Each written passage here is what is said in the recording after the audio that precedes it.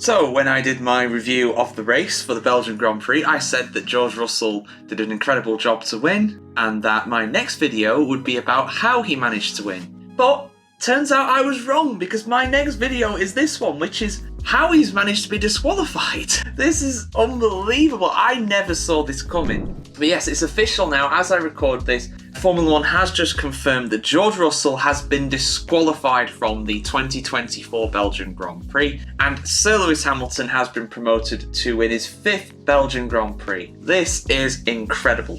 I never saw this coming, like I said, but how's this happened? How has he managed to be disqualified? Well, the simple fact of the matter is that his car was underweight. And if anybody, if you know anything about Formula 1, you know that lighter is better.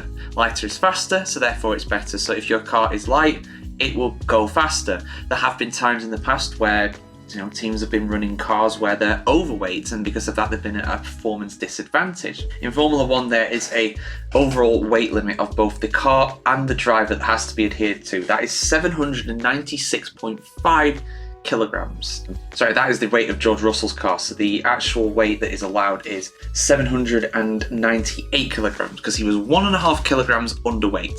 So basically that's what you see when drivers are after the race or after any kind of session and they're being weighed. They are being weighed separately themselves, so with their overalls on, with their helmet, and also the car is weighed too. With that, there is also things like fuel samples and stuff like that that have to be taken to see whether the fuel is legal, and also you have to provide enough fuel for that too.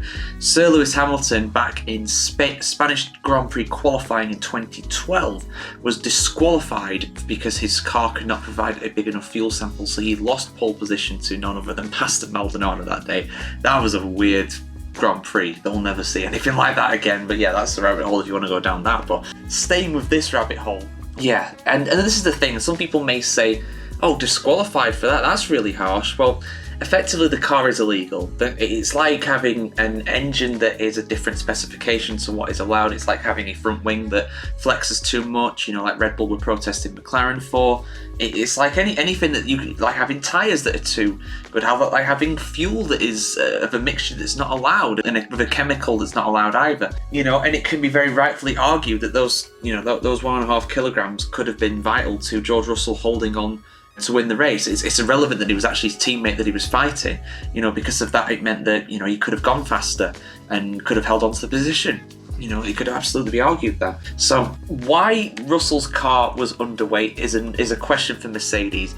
We don't know why. We just know that it was. But we also know that Hamilton, with his car, was weighed too, and he was legal. So why Russell's car was different, I don't know. I don't know if Hamilton has got some sort of different upgrade package. I don't know if Russell had an upgrade that Hamilton doesn't, or Hamilton had an upgrade that George doesn't.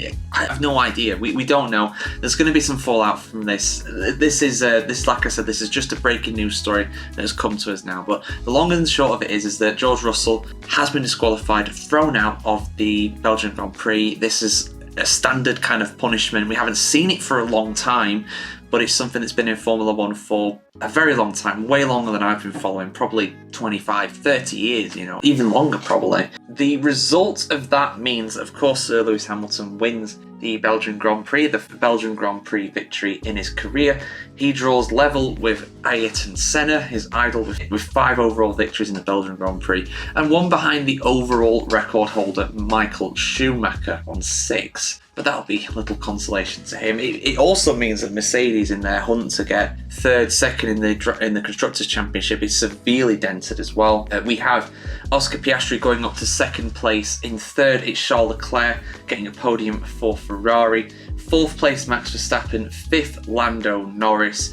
Carlos Sainz 6th. Sergio Perez 7th. Fernando Alonso 8th. 9th place goes to Esteban Ocon in the Alpine, and Daniel Ricciardo gets a solitary point for RB in 10th place. So yeah, guys, what do you think about this? Is it right? Is it fair? Does Formula 1 need to look at its rules? I think this is absolutely fair. If you give an inch, they take a mile. And unfortunately, Mercedes have taken 1.5 kilograms off the weight limit for George Russell's car. Why they've done this, I don't know. There's going to be a lot of internal investigation. There's going to be a lot of fallout from this as well. If we thought that Mercedes were heading into summer break on a high, it's very much a bittersweet day for these Silver Arrows. But yeah, let us know your thoughts in the comments below. And for much more breaking Formula One news, comment, like, subscribe, follow, do all that good stuff, and ring the bell as well to get more Formula One content from the F1Chronicle.com right here.